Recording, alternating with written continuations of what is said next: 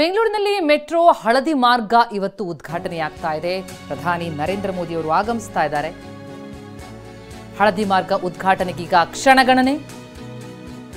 ಪ್ರಧಾನಿಯಿಂದ ಉದ್ಘಾಟನೆ.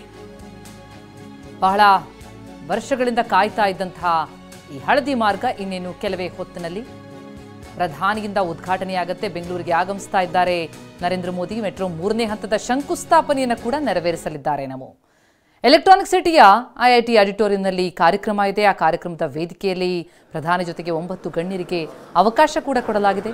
ರಾಜ್ಯಪಾಲ ಥಾವರ್ ಚಂದ್ ಗೆಹ್ಲೋಟ್, ಸಿಎಂ ಸಿದ್ದರಾಮಯ್ಯ, ಕೇಂದ್ರ ಸಚಿವರಾದ ಮನೋಹರ್ ಲಾಲ್ ಖಟ್ಟರ್, ಅಶ್ವಿನಿ ವೈಷ್ಣವ್, ಎಚ್ಡಿಕೆ ಸೋಮಣ್ಣ, ಶೋಭಾ ಕರಂದ್ಲಾಜೆ, ಹಾಗೆ ಡಿಸಿಎಂ ಡಿಕೆಶಿ ಹಾಗೂ ಸಂಸದ ತೇಜಸ್ವಿ ಸೂರ್ಯ ಜೊತೆಗೆ ರಾಜ್ಯ ಬಿಜೆಪಿ ಅಧ್ಯಕ್ಷ ಬಿವೈ ವಿಜೇಂದ್ರ ಅವರಿಗೆ ವೇದಿಕೆಯಲ್ಲಿ ಅವಕಾಶವನ್ನು ಕೊಡಲಾಗಿದೆ.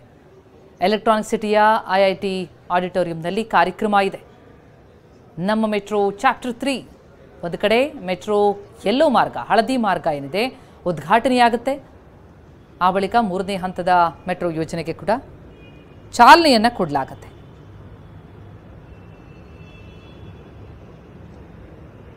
ಲಕ್ಷಾಂತರ ಮಂದಿ ಆ ಮಾರ್ಗದಲ್ಲಿ ಓಡಾಡೋದಕ್ಕೆ ಕಾಯ್ತಾ ಇದ್ದಾರೆ.